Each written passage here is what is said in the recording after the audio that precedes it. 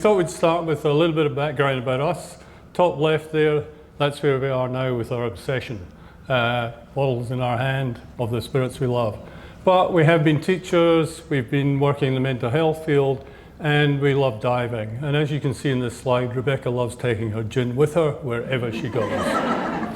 This is where I started the journey before Rebecca joined me. As a student, in a single tub washing machine and a plastic bag, I crafted my own beers. Couldn't afford the bucket, so I used the washing machine. You will see, however, I didn't use a kit. I actually crafted it from start. Jumping forward, still with the beer, 2013, I took on a challenge. I thought, can I drink the equivalent of a beer a day for a year, 365? I actually exceeded my expectations. And got to 503. But it did develop an even bigger love for craft. Now I'm going to go back in time to when I was an early adult, at least I hope I was an adult, and I developed a love for good Scottish malt whisky. And I've shown there a couple of big distilleries, Bunnahabhain and Bruichladdich, but it's still a craft. Big as they are, whisky is a craft, and that's what drew us in. We're now in Tasmania, Bill Lark. Bill is known here as the godfather of Australian whisky. The reason for that is he was a pioneer along with his wife Lynn. They started the process of craft distilling. And indeed, Bill got the law changed so we could craft distill in Australia. And that led us to setting up Kilderkin. Why Kilderkin? Well, Kilderkin's the name of the barrel, the size of the barrel that we store the whisky in. Chosen for the climate, but it's also twice the size of another barrel called a firkin, and that's why our whisky is just too firkin good. And while we started off with an interest in whisky, as we travelled the world, we found it fascinating that people were actually harvesting native botanicals and putting them in gin, and from very remote and small islands, sometimes botanicals unique to that island. So that kind of shifted us to think about starting with gin, and so we made a custom-made still, which is here, and we decided that we were going to vapor infuse all our botanicals, and that means that the spirit goes in the pot, it heats up, the vapor goes up through that carter head, that basket at the top, where it's picking up the botanicals, and it condenses on the other side. And we of course started with natives like this lemon myrtle, and at that point in time not so much was known about using native botanicals. Didn't always get it quite right. Like the first time we produced it, it was more like a lemon flavoured vodka because the lemon myrtle just totally masked the juniper. But we obviously learned, we got better, and now we use a whole range of native leaf and fruit. So here, for example, you can see amongst the juniper, we've got Davidson's plum, lily pillies and finger lime.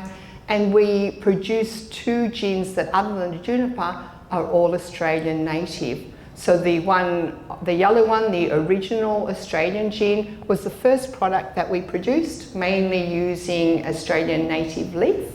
And then a more complex sort of gin, the Sunburnt Country, which we describe as bush tucker because it uses those bush fruits.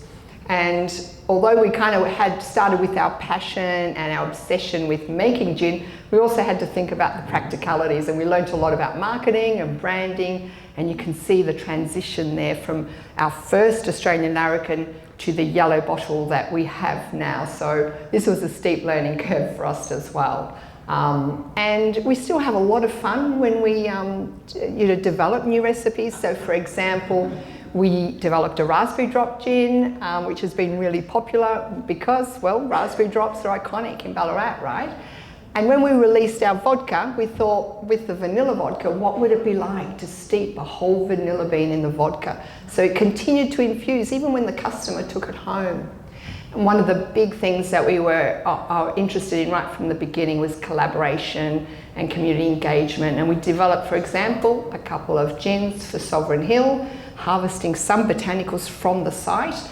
And we also make a gin for Hand in Hand each year, which they use as a fundraiser. And we're just about to release their new one this year.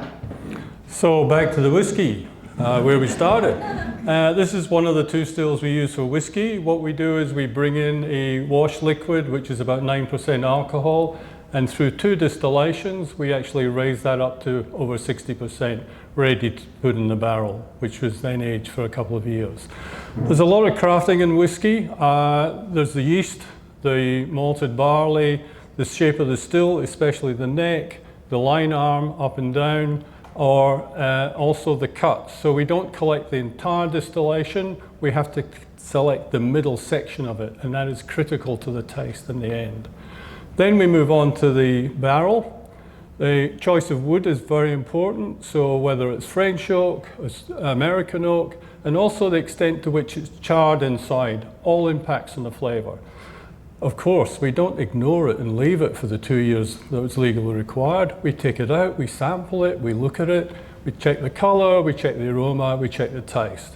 We continue to share and exchange ideas internationally, and in this case we were lucky to be in Meteora in Greece, and we met the distiller there in the local distillery. We spent a good couple of hours exchanging ideas, and of course, as happens when you go to a distillery, he did insist we tried all of his samples. It was a great day, let me tell you. Back home in Ballarat, just down the road from here, we run our distillery bar, and we welcome people to come in for a relaxing drink, a gin, whiskey, and we always enjoy that. But we enjoy it even more if they want to share our passion, and we can talk to them and talk to them and talk to them. And as a result of that, we actually run tours, we educate people, and we also run a master class. In the master class, people come in and they make their own gin in 3 hours. First of all, they try our gins so they can get a feel for the botanicals.